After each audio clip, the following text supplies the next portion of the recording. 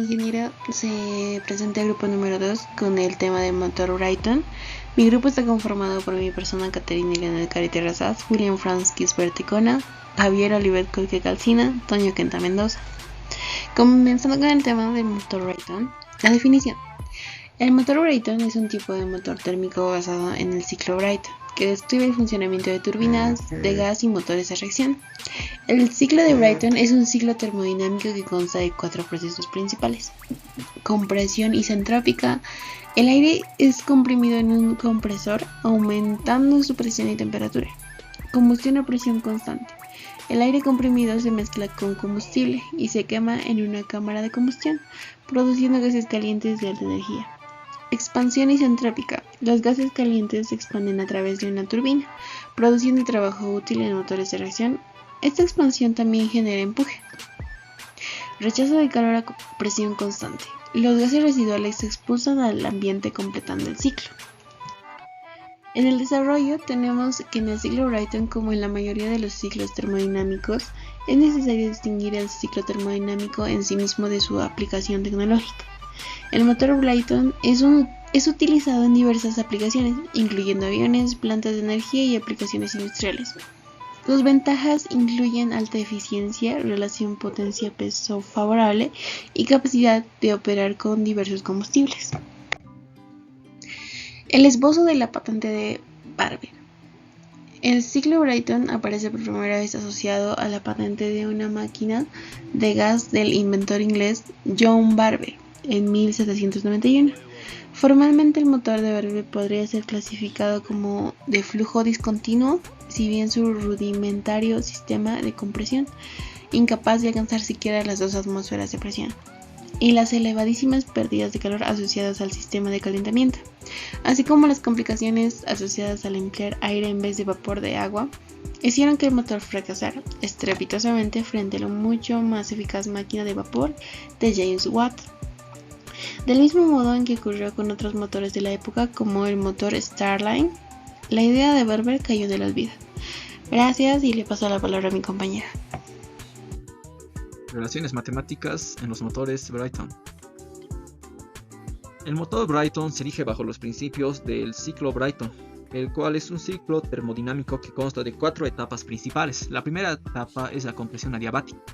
En este proceso, el aire es comprimido adiabáticamente por un compresor, lo que resulta en un aumento de la presión y la temperatura del aire sin transferencia de calor con el entorno, donde se tendrá la siguiente ecuación, donde T2 es la temperatura a la salida de la cámara de combustión, T1 es la temperatura a la entrada del compresor, P2 es la presión del aire a la salida del compresor y P1 es la presión del aire a la entrada del compresor. Asimismo, se tiene a lo que es la relación de calores específicos. El trabajo del compresor.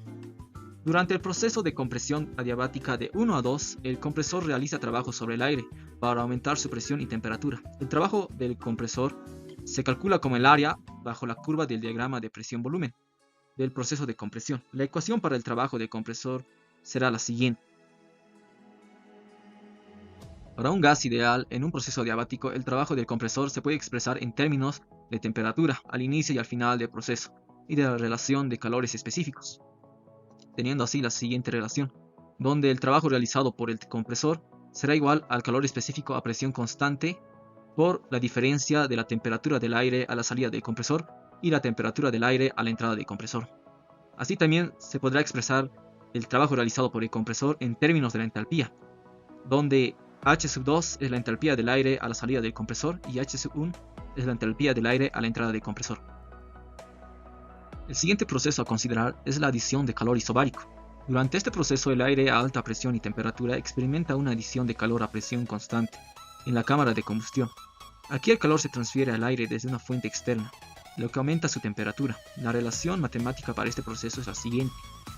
El calor añadido durante el proceso de combustión es igual al calor específico a presión constante por la temperatura a la salida de la cámara de combustión menos la temperatura a la salida del compresor. En el ciclo Brayton ideal abierto, el aire comprimido pasa a través de una cámara de combustión, donde se quema el combustible y se calienta el aire u otro medio. Es un proceso de presión constante, ya que la cámara está abierta para fluir hacia adentro y hacia afuera. El calor neto agregado viene dado por el calor añadido durante el proceso de combustión igual a la entalpía del aire a la salida de la cámara de combustión menos la entalpía del aire a la salida del compresor.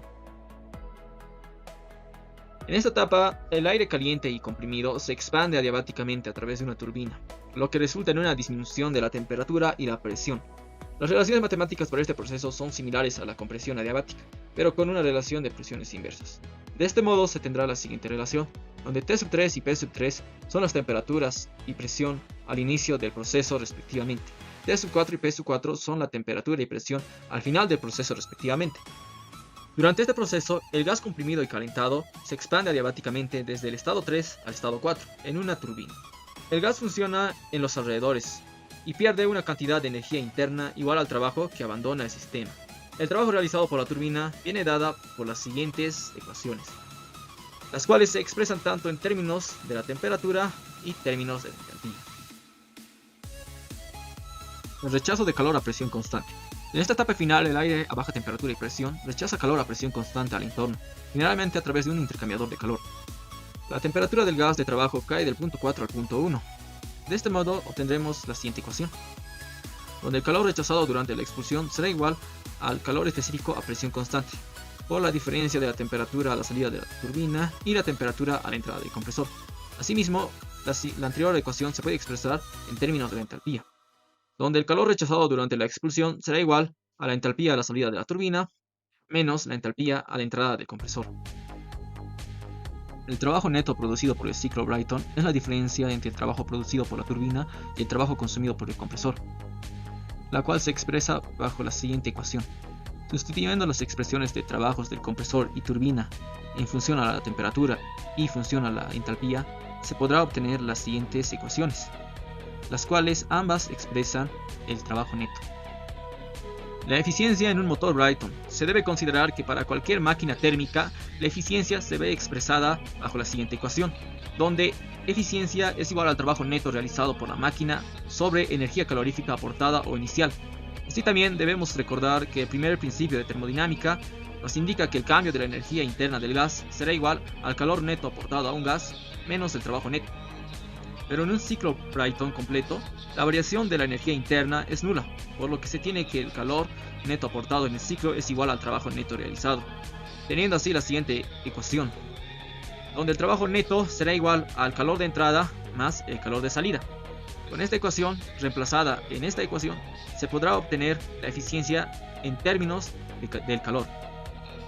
Analizando el calor añadido en la cámara de combustión a presión constante y el calor rechazado a presión constante durante la explosión de los gases, podemos identificar que estas se pueden reemplazar en la ecuación antes mencionada. De este modo obtendremos a la eficiencia en términos de la temperatura, donde T4 es la temperatura a la salida de la turbina, T1 es la temperatura a la entrada del compresor y T3 es la temperatura a la salida de la cámara de combustión. T2 es la temperatura a la salida del compresor y C_P es el calor específico a presión constante. Como se pudo observar anteriormente, C_P apareció tanto en el numerador como en el denominador. Es por eso que se puede simplificar, quedándonos de esta manera la ecuación. El rendimiento en función del cociente de presión. El rendimiento del ciclo Brayton también puede expresarse en función del cociente de presión. Esta es una relación importante porque en motores reales las presiones son más fácilmente medibles y controlables que los flujos de calor. Para ello se deberá tomar en cuenta las siguientes consideraciones. Para un proceso adiabático irreversible, las relaciones entre temperaturas y presiones están dadas por las siguientes relaciones. En un ciclo Brayton ideal, la presión a la salida del compresor es igual a la presión a la entrada de la cámara de combustión y la presión a la salida de la cámara de combustión es igual a la presión a la entrada del compresor, teniendo las siguientes relaciones. El cociente de presión es la relación de presión del compresor, donde P2 es la presión del aire a la salida del compresor, P1 es la presión del aire a la entrada del compresor. Expresando la eficiencia térmica para el ciclo Brayton ideal, se tiene que la eficiencia será igual a 1 menos T4 sobre T3. Utilizando las relaciones adiabáticas ya antes mencionadas, podremos expresar la eficiencia en términos del cociente de presión y la relación de calores específicos.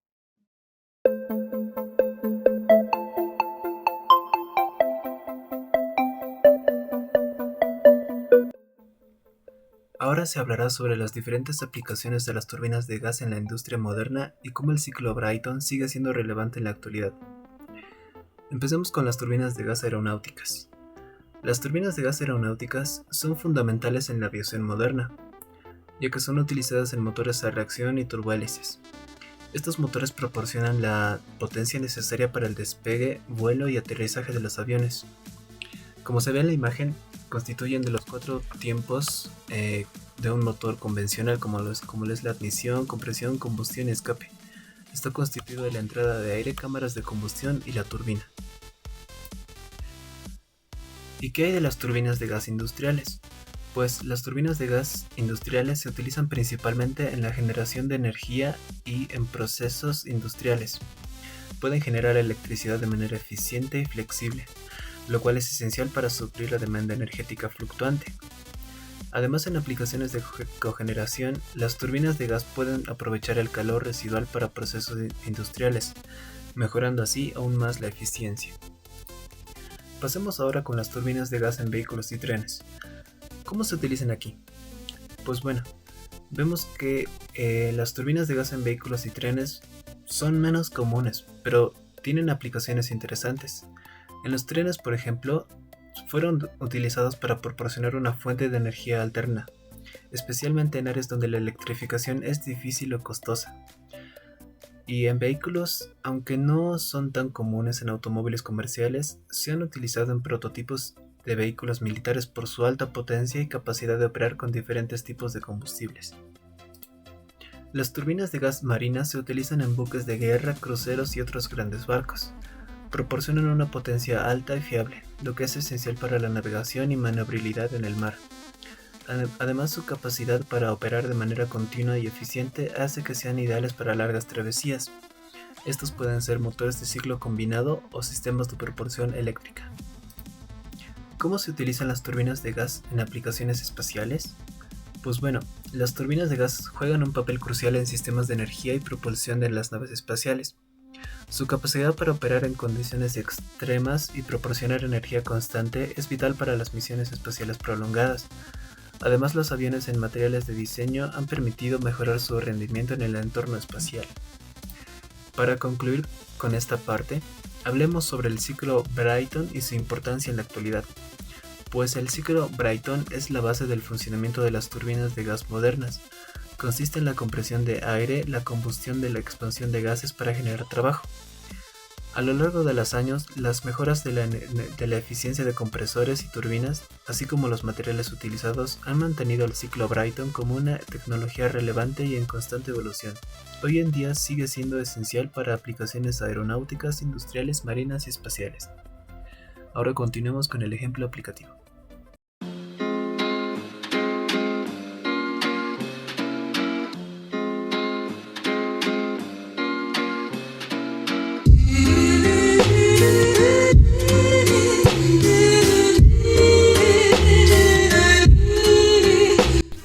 Hola, ¿cómo están? En este video veremos un ejemplo del ciclo de Brayton que sacamos del libro del diseño. Y este ejemplo dice así: un ciclo de Brayton ideal simple, con aire como fluido de trabajo, tiene una relación de presiones de 10. El aire entra al compresor a 520 Rankine y a la turbina a 2000 Rankine. Tomando en cuenta la variación de calores específicos con la temperatura, determine A. La temperatura del aire a la salida de la compresión. Inciso B. La relación del trabajo desde retroceso. Y inciso C. La eficiencia térmica. Aquí tenemos la imagen que representa el ciclo de Brayton, con 4 dispositivos de flujo estacionario que hacen un ciclo cerrado. Como proceso 1 y 2 tenemos el compresor isentrópica. Posteriormente tenemos 2-3, una adición de calor a presión constante mediante un intercambiador de calor. El proceso 3 y 4 es una expansión isentrópica en una turbina para finalmente 4 y 1, un rechazo de calor a presión constante con otro intercambiador de calor. Ahora mostramos el diagrama temperatura contra entropía que representa este ciclo. De igual forma, del punto 1 y punto 2 tenemos la compresión con entropía constante. Posteriormente tenemos del punto 2 y punto 3 la adición de calor a presión constante. Del punto 3 y 4 tenemos la expansión de entropía constante en la turbina y finalmente del punto 4 y 1 tenemos el rechazo de calor a presión constante. Como podemos ver, en el ciclo se manejan dos presiones, la presión máxima que se encuentra en el punto 2 y la presión mínima que se encuentra en el punto 4. La máxima temperatura se encuentra en el punto 3, que son de 2000 Rankine, y la temperatura mínima que se encuentra en el punto 1, que es de 520 Rankine. Comencemos con el inciso A. Este nos pide la temperatura de salida del compresor, o sea, la temperatura en el punto 2. Para eso nos ubicamos en el proceso 1 y 2. Como consecuencia podemos usar la siguiente relación de isentrópica. El método a seguir es el siguiente. Como punto fundamental debemos calcular la presión relativa 2. A partir de este dato podemos entrar a la tabla del aire y tomar directamente la temperatura correspondiente. Pero antes necesitamos la presión relativa 1 a partir de la temperatura 1, que es de 520 Rankine, para obtener su entalpía. Entonces, primeramente sabemos que la relación de presiones es igual a la presión 2 sobre la presión 1 y se nos indica que esto es igual a 10. Pero despejando, la presión relativa 2 es igual a 10 por presión relativa 1. Tenemos que la temperatura 1 es igual a 120 Rankine. Con esto nos dirigimos a la tabla A17 y tomamos la presión relativa y anotamos y lo sustituimos en la ecuación de presión relativa 2 y tenemos que es igual a 12,147. Cabe destacar que son datos adimensionales. Ahora ya podemos conocer la temperatura en el punto 2. Debemos buscar en la tabla este dato de presión relativa y tomar la temperatura que le corresponde. Para ello bajamos un poco más en la tabla y como vemos nos encuentra en la tabla y tenemos que interpolar con los datos 11,43 y 12,30 con sus respectivas temperaturas. Haremos una interpolación lineal. Para ello nos apoyamos en la ecuación de la recta, que pasa por 2 puntos, donde Y es la temperatura 2, ya que este dato que queremos calcular. Relacionamos las Y con las temperaturas y las X con la presión relativa. Sustituyendo los datos y resolviendo, tenemos que la temperatura en el punto 2 es igual a 996,5 Rankine. Ahora calculamos el inciso B. El inciso B nos pide calcular la relación de trabajo de retroceso. Esta nos indica cuánto de trabajo producido por la turbina se utiliza solamente para hacer funcionar el compresor. Esta relación es igual al trabajo de entrada del compresor sobre el trabajo de salida producido por la turbina. Todo esto en cantidades específicas o por unidad de masa. Relacionado a un balance de energía específica entre 1 y 2 y 3 y 4, tenemos que el trabajo solo está en los procesos de entalpías. Entonces la relación de trabajo de retroceso es igual a la entalpía 2 menos la entalpía 1 entre la entalpía 3 menos la entalpía 4. Dichas entalpías la podemos conocer entrando nuevamente a la tabla de propiedades del aire. Conocemos la temperatura 2, la temperatura 1 también la conocemos, la temperatura 3 también la proporciona el enunciado, solo nos falta conocer la temperatura 4. Por lo tanto debemos calcularla. Para esto nos ubicamos en el punto 3, 4, donde la presión 3 es equivalente a la presión 2 y la presión 4 es equivalente a la presión 1. Por lo tanto la presión es igual a la presión 3 sobre la presión 4, que es igual a 10. Despejando la presión relativa 4, tenemos que la presión relativa 3 sobre 10. Por lo tanto debemos calcular la presión relativa 3 a partir de la temperatura 3, que es 2000 Rankine. Para esto nos dirigimos a la tabla 17, a 2000 Rankine. Tenemos que el valor relativo es de 174. Lo anotamos haciendo cálculo, tenemos un valor de 17,4.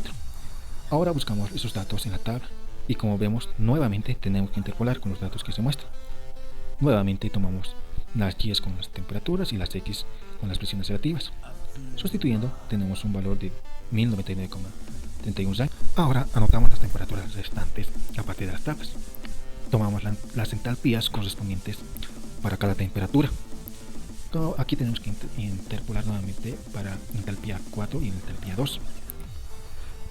Ya hallando los valores de entalpía, sustituimos en el inciso B, que nos da un valor de 0,485 o de 48,5%. O sea que el 48,5% de trabajo realizado por la turbina se utiliza únicamente para activar el compresor. Ahora calculamos el inciso C. En este inciso nos pide calcular la eficiencia térmica del ciclo. Esto se puede calcular con el trabajo neto sobre el calor de entrada. El trabajo neto es igual al trabajo de salida menos el trabajo de entrada sobre el calor. Si realizamos el balance de energía de cada proceso para cada dispositivo, vemos tanto el calor como el trabajo se encuentran únicamente en función del día por unidad de masa. Por tanto, la eficiencia térmica es igual a entalpía 3 menos la entalpía 4, que corresponde al trabajo de salida de la turbina, menos la entalpía 2 menos la entalpía 1, que corresponde al trabajo de entrada al compresor, entre entalpía 3 menos la entalpía 2, que corresponde al intercambiador de calor donde se lleva a cabo la adición de calor. Dicho esto, sustituimos los valores de entalpías en el inciso C y nos da de 0.465 o de 46,5%. Eso sería todo. Gracias por su atención. Hasta luego.